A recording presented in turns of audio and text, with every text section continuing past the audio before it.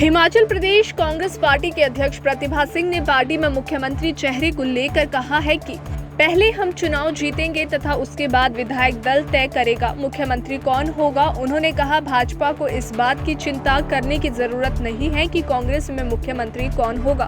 उन्होंने कहा कि प्रदेश की जनता जानती है सत्ता में अब बदलाव हो।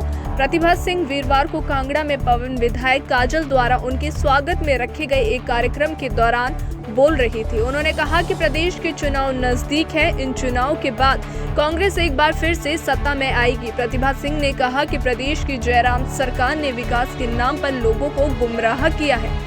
मोदी के स्वागत में भाजपा सरकार ने जनता का करोड़ों रुपया खर्च कर डाला। इंदिरा आवास योजना व राजीव गांधी आवास योजना के तहत देश में गरीबों को मकान दिए जाते रहे।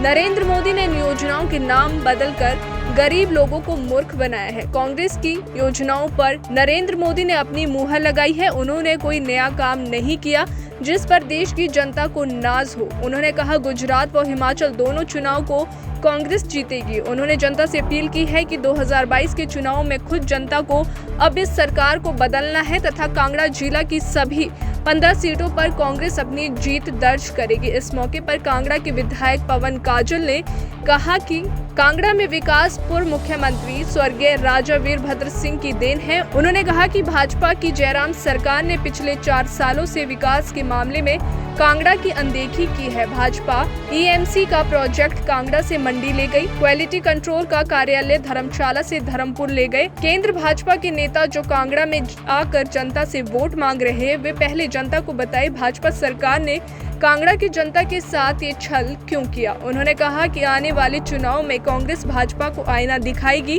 तथा जिला के सभी 15 सीटों को अपनी झोली में डालकर प्रदेश में कांग्रेस की सरकार बनाएगी। आप सब जानते हैं कि अब बहुत नजदीक हमारे चुनाव आने वाले हैं। मैं सोनिया गांधी जी का आभार व्यक्त करती हूँ कि उन्होंने इस जिम्मेवारी को मेरे कंधों पर डाला है और उन्होंने कुछ बातों का ध्यान करते हुए, कुछ बातों पर गौर करते हुए शायद ये फैसला लिया होगा। जब उन्होंने पता किया और अपनी खुफिया एजेंसियों के द्वारा उनके कान तक ये बात पहुंची कि किसको पार्टी का अध्यक्ष बनाया जाए, ये बात बार बार उठ रही थी, उन तक भी पहुंच रही थी कि हमारे को चुनाव का सामना करना है तो चुनाव के लिए हमें ऐसा एक चेहरा चाहिए जो चुनाव जिता सकता है, चुनाव लड़ सकता है और चुनाव के मैदान में जो हमारे प्रत्याशी हों उनके लिए जगह जगह जाकर प्रचार कर सकता है।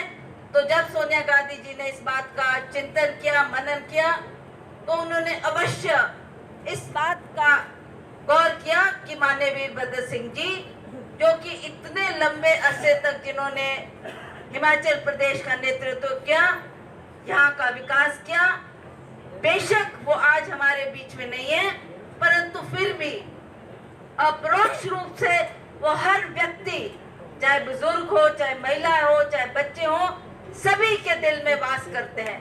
तो उनको नजरअंदाज नहीं किया जा सकता। अगर आपने ये इलेक्शन जीतना है तो मेरा ख्याल इस बात को ध्यान रखते हुए माननीय सोनिया गांधी जी ने ये जिम्मेवारी मुझ पर सौंपी और मैं उनको विश्वास दिलाकर आई हूँ कि सोनिया जी, जहाँ पर हम पूरे भारतवर्ष में कांग्रेस पार्टी की बहुत खस्ता हालत हो गई है, लगता है कि हर एक स्टेट हमारे हाथ से जाती नजर आ रही है। तो जहाँ तक अब ये दो चुनाव है, चाहे गुजरात का चुनाव है चाहे हिमाचल प्रदेश का चुनाव है। गुजरात तो हमें भी लगता है कि वहाँ पर क्या हालात बनते, क्या परिस्थिति बनती, क्योंकि नरेंद्र मोदी जी वहीं से संबंध रखते हैं और बार बार गुजरात से जाकर लोगों के बीच अपनी बात रखते हैं। वो दावा कर रहे हैं कि हम गुजरात जीतने जा रहे हैं।